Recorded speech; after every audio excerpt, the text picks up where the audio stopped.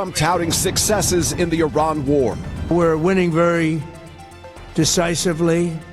We're way ahead of schedule. As he and his advisors send conflicting messages about how long the war will last. Over the weekend, Defense Secretary Pete Hegseth told 60 Minutes. This is only just the beginning. And on Monday afternoon, the Department of Defense posted, quote, "We have only just begun to fight."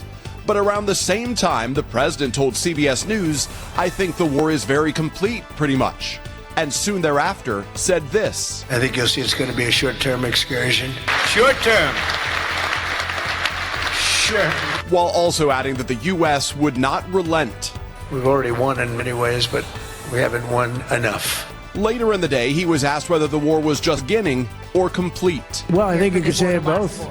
The beginning, it's the beginning of building a new country. But they have no Navy, they have no Air Force. Adding that Iran's leadership is largely gone. We could call it a tremendous success right now as we leave here, I could call it, or we could go further. And we're going to go further. President Trump is also facing scrutiny for a strike near an Iranian elementary school in the first hours of the war that killed more than 170 people, mostly children, according to Iranian officials. The Pentagon says it's investigating. I just don't know enough about it. I think it's something that I was told is under investigation. But Tomahawks are used by others. Whatever the report shows, I'm willing to live with that report. But experts say the U.S. is the only military in the war that uses Tomahawk missiles, and say it is likely an American Tomahawk missile hit the area near the school. The president yesterday also very conscious of the economic impact of the war, with oil prices climbing after restrictions in the key Strait of Hormuz, though the markets rallied last night. We're also focused on keeping energy and oil flowing to the world. Overnight, responding to the president's comments, Iran threatening to stop the flow of oil if attacks continue. The president later posting that if Iran's leaders did so, quote, "death, fire, and fury will rain upon them." And amid reports that Russia is providing intelligence to help Iran target U.S. forces in the region, President Trump said Monday that he had a good call with Russian President Vladimir Putin, urging Putin to help end the war in Ukraine. And then the fighting in the Middle East, the president said Putin wants to be, in his words, quote, "very constructive." Craig. Peter Alexander from the White House. Peter, thank you. Tonight, the war with Iran has crossed a line. Even U.S. officials are calling the most intense day of American strikes so far. Defense Secretary Pete Hegseth says this is the hardest the U.S. has hit Iran yet, while Tehran unleashes its own wave of missiles and drones at Israel and the Persian Gulf. Oil prices are whipsawing. President Donald Trump is threatening death, fire and fury if Iran keeps blocking the Strait of Hormuz. And Iran is answering with a threat that should terrify every economy on earth. Not 1 liter of oil will leave the Middle East until the attacks stop. New video appears to show an American Tomahawk missile slamming into the area of an Iranian school, where more than 170 people were killed, many of them children, while Trump insists Iran somehow did it, even though Tehran isn't on the short list of countries that even have that weapon. More than 1,200 people are dead in Iran, at least 13 dead in Israel, and both sides say they're not finished. This is US media power, and tonight we're asking, are we looking at the peak of this war, or the moment it spins completely out of control? According to the Pentagon, Defense Secretary Pete Hegseth has told reporters that today is expected to be the most intense day of U.S. strikes on Iran so far. That means more targets, more sorties, more missiles, and more risk than any other day of this conflict to date. The U.S. is focusing on Iranian command and control centers, air defense sites, missile and drone launch facilities, key nodes tied to the Revolutionary Guard and Iran's regional proxy network. At the same time, Tehran has launched its own wave of attacks. Strikes on Israel, attacks against targets in the Persian Gulf, including areas near or along vital shipping lanes. Activity from Iranian-backed militias in other countries, trying to hit U.S. and allied positions. In other words, both sides are firing. This is not a one-sided pounding. It is a two-way escalation. On the ground, people hear this in a simple way. More sirens, more explosions, more funerals. Now add oil to this picture. The Strait of Hormuz is one of the most important choke points on the planet. Roughly a fifth of the world's traded oil passes through that narrow waterway between Iran and Oman. When you touch Hormuz, you touch global energy and global prices. That's language meant to scare Tehran and reassure oil markets that the U.S. is willing to fight. to keep that route open. Iran answered with its own escalation of rhetoric. It vowed that not 1 liter of oil would leave the Middle East as long as US and Israeli attacks continue. Think about that for a second. That's not just a threat to Washington or Jerusalem. That's a threat to Europe, China, India, any country whose economy depends on Middle Eastern oil. Shut down or seriously disrupt Hormuz, and you're looking at spiking prices at the pump, pressure on already fragile economies, potential recessions or political crises far from the battlefield. In simple terms, oil is no longer just the backdrop to this war. It's now one of the main weapons. Iran knows it cannot beat the US or Israel in a straight conventional war. But it can take hostages, economic hostages, by threatening the world's energy lifeline. The question now is how far it is willing to go beyond words, harassing tankers, mining waters, seizing ships, or even attempting full blockades. While the bombs and missiles fly, President Trump's words have sent a very different kind of shock through Washington and allied capitals: confusion. On one day, he calls this war with Iran a little excursion that will end soon. On another, he says the United States has won in many ways, but we haven't won enough. Those phrases might sound like off-the-cuff Trump talk. But for soldiers, diplomats, investors, and ordinary people, they raise serious questions. If this is just a little excursion, why is today the most intense day of strikes so far? If we've won in many ways, what does "we haven't won enough" actually mean? What does enough look like? Regime change? A nuclear deal? A weakened Iran? Something else? Mixed messages at the top create strategic ambiguity down the chain. Commanders may push hard, believing the White House wants decisive results. Allies may hesitate to fully commit, unsure whether today's American line will still be the line tomorrow. Adversaries may assume that U.S. statements are just noise and only raw force truly matters. For the American public, the rhetoric raises an even simpler question. Are we in a war that has a clear endgame, or in something open-ended that will keep dragging on, redefined as winning no matter how long it lasts?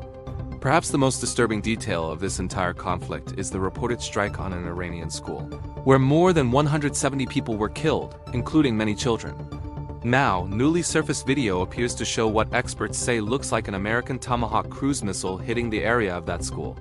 Here's where it gets even more explosive. A Tomahawk is a very distinct weapon. Only a short list of countries are known to possess it. Iran is not on that list. Yet President Trump has publicly claimed that Iran was responsible for the strike. If the video analysis is correct, that creates a brutal collision between what the footage suggests and what the president says. From a legal and moral standpoint, this matters enormously. If an American-made missile hit an area where dozens of children died, then either there was a terrible targeting error or misidentification of the site, or the strike planners decided to hit anyway, accepting high civilian risk because of what they believed was nearby. In both cases, it raises questions about rules of engagement, intelligence quality, accountability for civilian casualties. From Iran's side, this will be used as a rallying cry or recruiting poster, and proof, at least in their narrative, that the United States and Israel are waging a war not just on the regime, but on the Iranian people themselves. From the US side, officials will argue about dual-use facilities, Iranian tactics of putting military assets near schools, and the fog of war. But for families burying children, arguments about fog and intent don't bring anyone back. And for the rest of the world, especially in the global south, images of a suspected American missile killing schoolchildren will further erode whatever moral high ground Washington and Jerusalem still claim. Across the Middle East, hundreds have been killed in this conflict so far. In Iran, the Iranian Red Crescent Society says more than 1,200 people have been killed by American and Israeli strikes. In Israel, at least 13 people have been killed so far by Iranian missile and drone attacks. Behind every one of those numbers is a family that won't be the same. A neighborhood where someone won't come home, a community that will remember this war with scars, not just with news clips. We can and should analyze the strategy, the politics, the oil, the law. But we should not lose sight of the fact that these decisions are being made by powerful people who will mostly survive, while the people who die are often children in schools, workers at ports, families in apartment blocks, worshippers in synagogues or mosques. That imbalance of power and risk is part of what fuels rage long after the last missile falls. So what's really going on behind this most intense day of strikes? On one level, we have very clear stated goals. The US and Israel want to crush Iran's ability to hit them and their allies. They want to damage or destroy Iranian command structures. They want to send a message to every other hostile power. We can and will hit you hard. On another level, we have unspoken goals. Demonstrating American resolve during a politically volatile period. Showing US allies, even skeptical ones, that Washington is still the dominant military actor in the region. Pressuring Iran's leadership into internal crisis, hoping they make mistakes or face internal unrest. From Iran's point of view, the war is about survival and pride, surviving an attempt to cripple its leadership and military.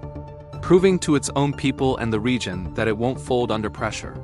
Punching back enough to claim a narrative of resistance, even in the face of superior firepower. Both sides are trying to shape the story of this war as much as the battlefield. The US and Israel want it to look like a controlled operation against dangerous actors. Iran wants it to look like a heroic stand against imperialism and Zionism. Reality lies somewhere in between. It has a brutal contest where leaders gamble with lives and narratives at the same time.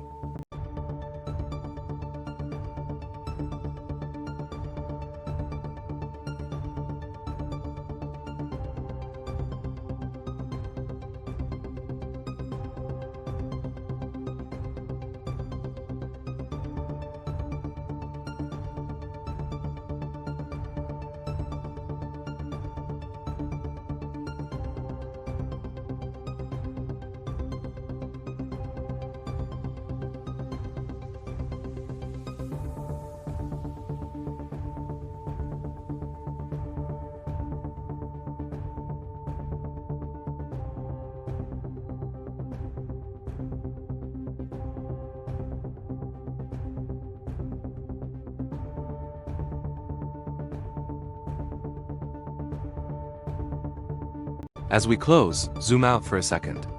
We are watching a moment where a superpower and a regional power are openly hitting the top of another state's leadership structure. A key global oil choke point is being used as a bargaining chip. School children and civilians are dying under weapons whose manufacturers are known, but whose users are contesting blame. A US president is sending mixed messages about whether this is a little excursion or a war that hasn't been won enough yet.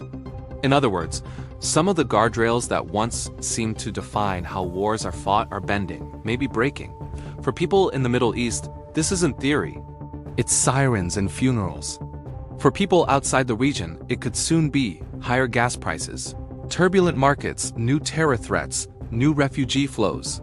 For the future of international law, it raises a brutal question. If killing top leaders, hitting schools and weaponizing oil routes become normal tools, what kind of world are we building? This is US media power. If you're tired of sanitized talking points and you want honest, hard analysis of what these decisions mean for real people, and for the world we all living in, stay with us. Subscribe, hit the bell, and tell us in the comments. Do you believe this most intense day of US strikes in Iran? The vow to choke off oil will force a deal or push us to the edge of a much bigger disaster.